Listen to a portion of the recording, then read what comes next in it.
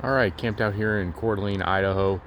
My wife took our 3-year-old to the water park, so I've got a little bit of time just to show you some of the stuff we've done to the trailer. Everyone was super helpful when we were purchasing ours, so just to show everyone a couple of things we did. So this Lance 2445, it's about 2 months old, got it in May. So first off, I've got a 24-volt electrical system installed on it, and the power wire for the 7-pin doesn't carry much power, so I've got this Anderson plug that carries a lot of amperage from a 12-volt to 24-volt DC to DC charger I've got installed in my truck. I'll post a picture of that. So two ways right now we're getting power to the trailer is either through the plug connected to the truck or via your standard shore power. So our connection is now up here because I've got a Hughes autoformer installed. I'll show you that here in a second. What an autoformer does is it takes the voltage, monitors the voltage from the post. If it gets too low, it'll boost the voltage 10% in order to protect your appliances. Certain appliances such as air conditioners don't like running below 110 volts. So it'll provide a boost to maintain voltage and draw additional amperage in order to do that.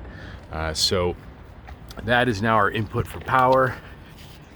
And we've got our Hughes autoformer permanently installed to the trailer under here. I've got it, it's sitting on the frame for the jacks, and it's bolted to the frame of the trailer.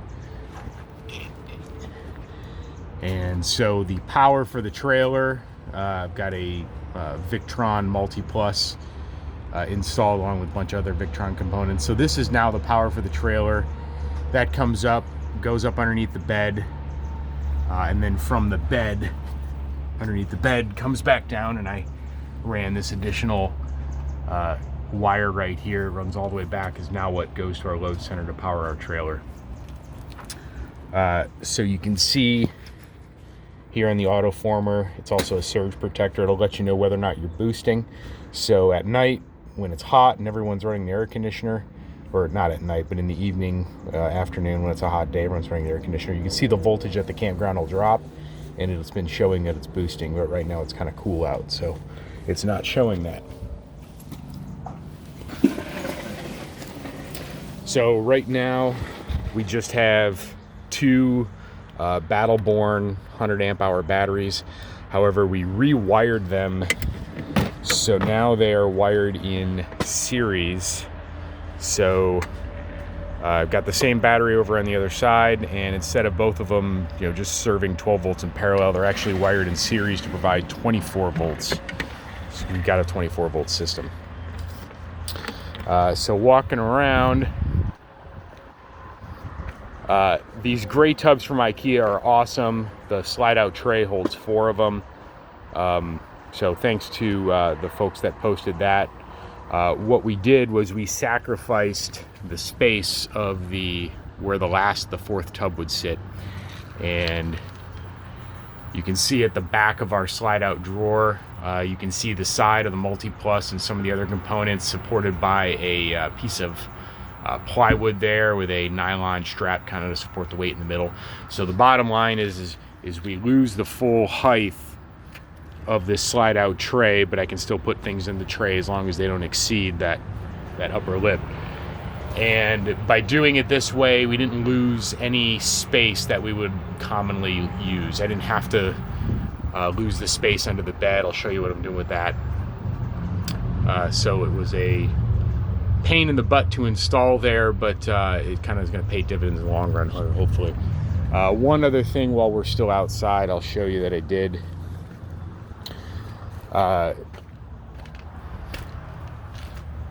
Propane, ammonia absorption refrigerators do well in cooler temperatures.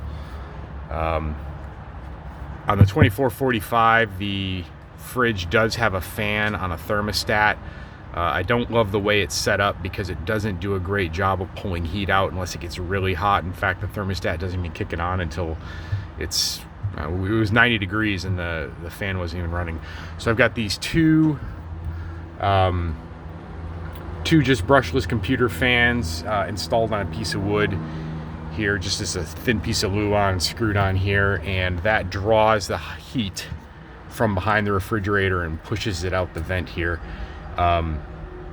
It's a really low amperage draw, and they're 12 volts wired in series, so they're actually on lower speed. They're only running at about 7 volts, but it's just enough to pull the heat out from behind the fridge. And so I just used some speaker wire, and that's wired in here and to a spot here on the panel that's only hot when the fridge is running, either on electricity or on propane, and I find it does really well in helping the fridge stay cold. So head inside real quick here, show you a couple other little things we did.